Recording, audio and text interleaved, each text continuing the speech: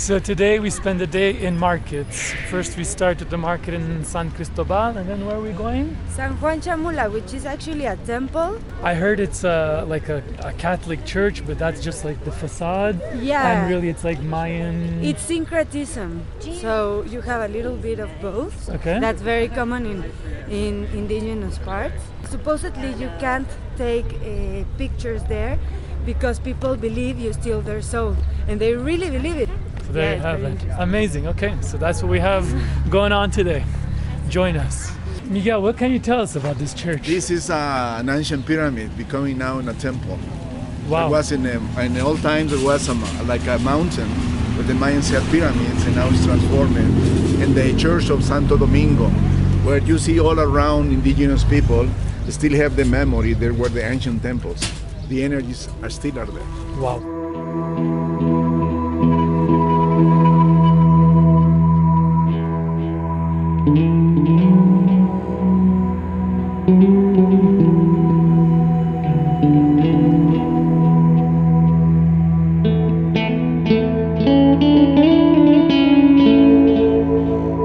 This is beans and corn. This is corn.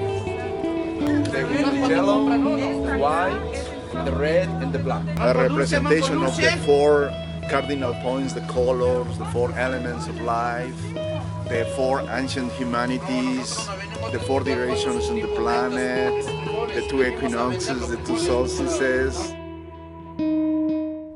So Chamula means, translated from the Maya, the mountain of the holy water. And the entrance of that place, there is a big mountain. And in that mountain, there was like an entrance to a cave in the old times. And in that place there were water. So to enter in the sacred space of Chamula, you go to that cave and to sip that water, which is like to have the baptism. These areas were connected in the old times with Mayan temples and pyramids. My feeling is the place where it now is the church was connected with an ancient temple. Here the Maya people is too connected with the energy of the grandma Ixmucane. Ixmucane is the grandma who represents the process of the inner transformation, all your energies. She is the lady who is in the center of the planet, in the magma of the sun underneath, transforming your bones in light. And Chamula is, when you see the space is protected by the four cardinal points with the symbol of the green crosses. When the Spanish arrived, they brought the symbol of the cross who the Mayans already know. And the Mayans accepted the cross, but they painted in green color, which is the color of the ceiba tree, that is the Mayan sacred tree. So they blended. Okay, we accepted the cross, but not the brown cross or the black cross. We are going to paint in green to represent our sacred tree. And the ceiba tree represents the sky, the branches, the throne, the surface, and the roots, the underworld.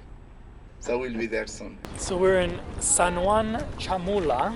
Tell me about San Juan Chamula. San Juan Chamula is one of the most beautiful towns in order to the area, and one of the most spiritual, most important spiritual representation and religious representations of the area.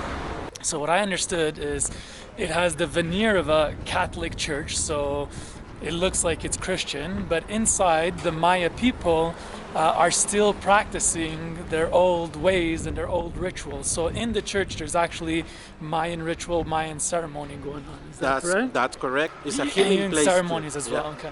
Amazing, good. I can't wait to see this, but sorry we won't be able to show you because it is forbidden. Yes, it is forbidden to take photos inside of a church. It is also forbidden to take photos during any ritual as well. So that experience was mass surreal, like very surreal. Lined along the both edges of the church were like statues of different saints. And on the floors were tiled, the whole center was clear. the floors were tiled, and on top of the tile was like hay or grass, and you had different elders doing different rituals, a lot of healing rituals, which look like, I don't know if you saw those candles that we saw in the market. They were small, thin candles all the way to big candles, and they're like in the middle of the church, the temple. No matter where you're walking, there could be like little shrines of standing candles burning, and the elders are doing prayers, lighting the candles, and in some instances they also had like roosters or chickens, of which they were, I don't know, sending the energy to, or the negative energy to, which they're probably going to sacrifice after.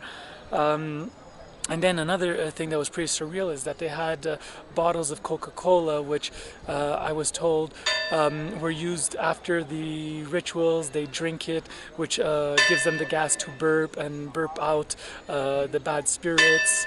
And then I saw some people drinking this, looked like water, but I was told it's like a tequila made out of corn. Anyways, the whole experience was a bit surreal. No judgment. This is the way different people pray. The beautiful thing is how they were able to combine the practices of Christianity with the Mayan cultures, which was really interesting, very special.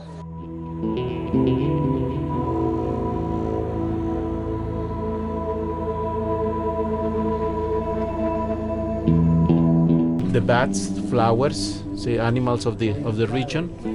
See, that's the kind of weaving.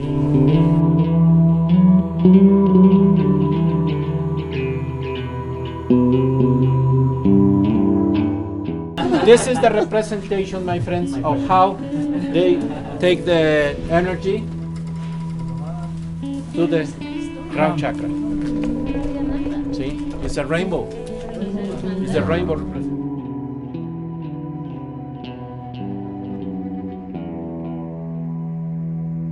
In Mexico, as Miguel was saying, we are the children of corn. The blending of the four colors will bring the new rays with the violet color.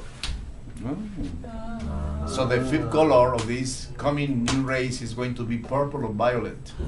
So the four colors are going to be blended to make the alchemy. Now it's bringing a new generation of people violet.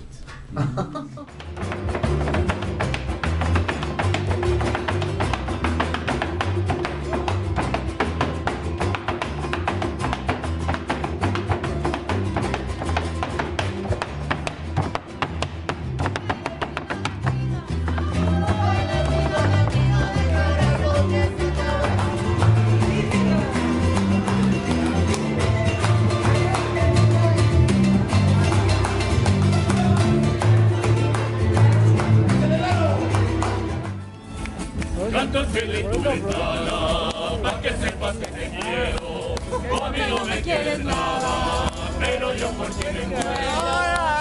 ¿Qué voy a hacer? De veras te quiero, ya te adoré, y olvidarte no puedo.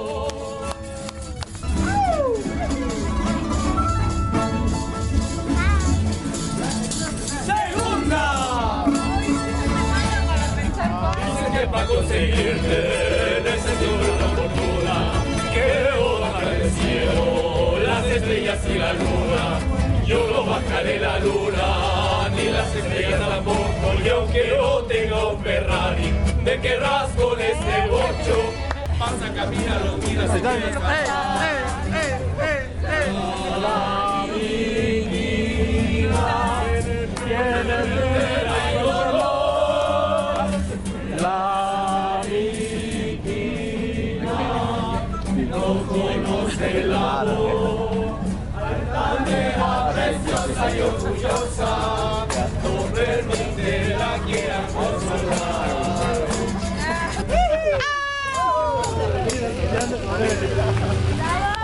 Dice que pagará más cara a ti que después.